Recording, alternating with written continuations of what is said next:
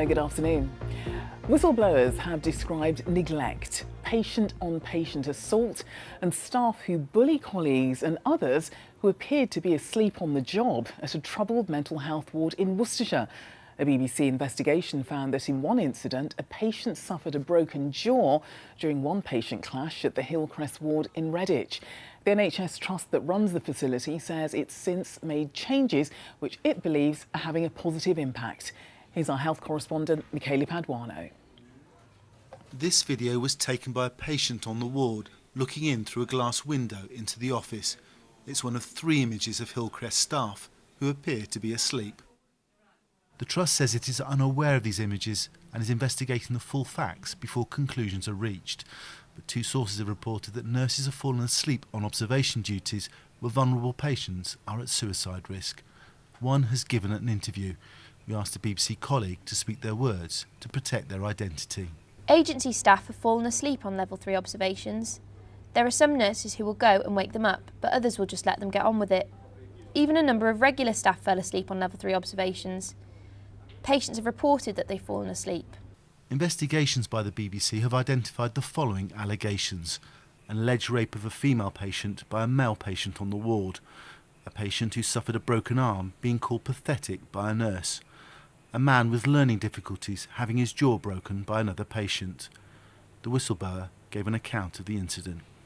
He got into fights with males who were aggressive, patients that you would not put in the same place as a man with learning difficulties. This wasn't the first time he had been taken over to A&E. The doctor wanted to know what on earth was going on. Mike Wilson, Unison Regional Officer, is aware of allegations that patients are not being looked after safely in appropriate settings because of a shortage of psychiatric intensive care beds. He also says the unit relies heavily on agency staff. Unison's been raising concerns about this unit and wider similar issues with this employer for several years. The situation now is extremely serious, and those problems are leading to issues for both patients and for staff, including risks to their safety. The BBC has also heard from 5 clinical sources that claim as many as 3 staff have left, claiming they were bullied. There are also allegations of an obscene culture.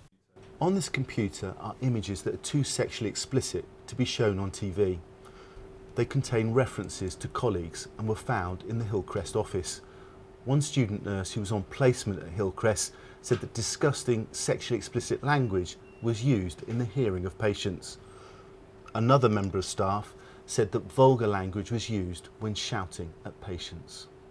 In a statement, the Trust said that it's introduced changes on the unit following a Care Quality Commission inspection and again within the last 4 to 5 weeks.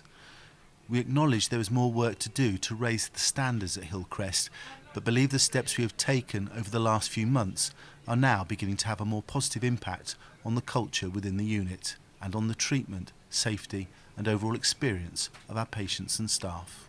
Michele Paduano, BBC Midlands Today. A man from Cheltenham has admitted stabbing both his parents to death. Clive and Valerie Warrington, who were divorced, were found dead at separate addresses in Gloucestershire in March. Their son, 40-year-old William Warrington, denied their murder but pleaded guilty to manslaughter by reason of diminished responsibility. Since the killings, he's been detained at Broadmoor Hospital, a high-security psychiatric facility. Workers on the West Midlands Metro are to launch an all-out strike in a dispute over pay. Around 170 members of Unite will walk out on the 28th of November. The union's General Secretary says staff are paid £5,000 less per year than workers on other Metro networks. West Midlands Metro says it's committed to finding a fair resolution.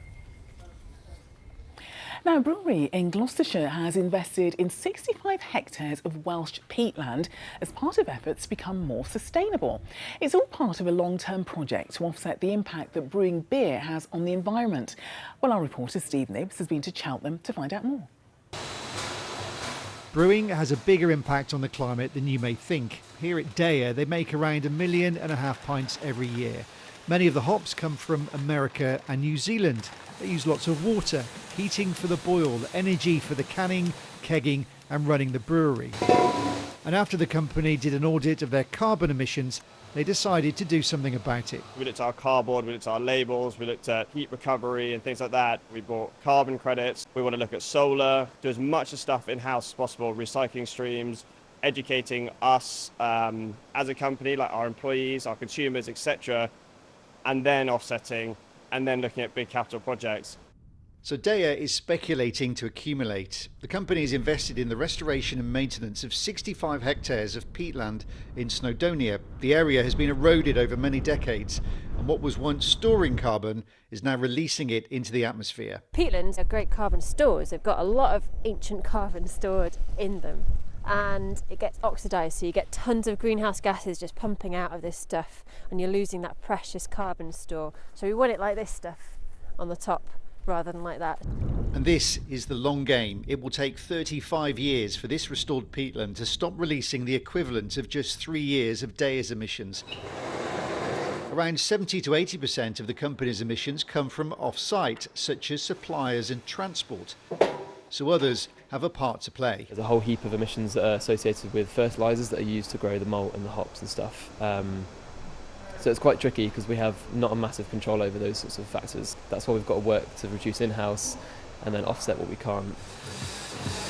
Like many businesses, Daya is now monitoring its emissions each month, tweaking where it can to keep the numbers down. And like many others, looking to the long term. There is no quick fix when it comes to sustainability. Steve Nibbs, BBC Midlands Today, Cheltenham. All right, let's have a look at the football now. And non-league Solihull Moors will attempt to reach the second round of the FA Cup tonight. Moors take on League Two side Hartlepool, who are one division above them, in a replay in the North East. The first match ended in a 2-2 draw in Solihull. The winners will be at home to Harrogate Town in the next round. All right, let's have a look at the weather now. And it has been miserable and it's been wet this morning for most. And unfortunately, I reckon there's more to come. Shafali's got all the details. Chef. Thank you very much, Nicola. Yes, you said it. Didn't I say that autumn had finally arrived? A miserable start, as you say. We recorded about 10 millimetres of rain over in Coleshill in Warwickshire, but of course last night the warnings were out for Herefordshire. I'm sure locally you will recorded a lot more rain than that. But of course we've got more to come. It continued through the morning into the afternoon and it's now starting to clear. So we're beginning to see the first signs of an improvement in the west of the region. But as for the next few days, yes, more wet and windy weather to come, but drier on Friday, generally cooler. And we could see a widespread frost on Friday night with some fog patches. That frost, the first of the season. But you can see it's a conveyor belt of systems that are moving in over the next few days. Low pressure is firmly in charge, although we will see a ridge of high pressure building by the time we get to Friday, which is why it should be dry. And that's for children in need. But you can see that rain from earlier on moving out of the way. We've got a few showers scattered about, blustery showers, and highs of around 11 to 14 Celsius. Through tonight, those showers continue to rumble on. We could see the odd rumble of thunder from one or two of them. And you can see into the early hours of tomorrow morning, drying up a bit, but those showers continuing through tomorrow, most of tomorrow. OK, Chef, thanks so much. Now, this Thursday, the Chancellor will be delivering his autumn statement, laying out the government's plans for the economy with key financial decisions that will affect us all. Now, on the day, we'll explain what those budget announcements mean for you, as well as answering any questions you might have. So we'll have experts lined up to join us. So now's your chance to ask them about issues like your savings, mortgages, pensions, or your business. So all you need to do is use your phone to scan the QR code on the screen to send us a message, or just save the 0800 number and get in touch via WhatsApp, and we'll put as many of your questions as we can to the panel. Do join Nick Owen at 6:30 on Thursday evening to hear what they have to say. But from all of us on the Lunchtime team, we really hope you enjoy the rest of your afternoon. Have a great one. Bye for now.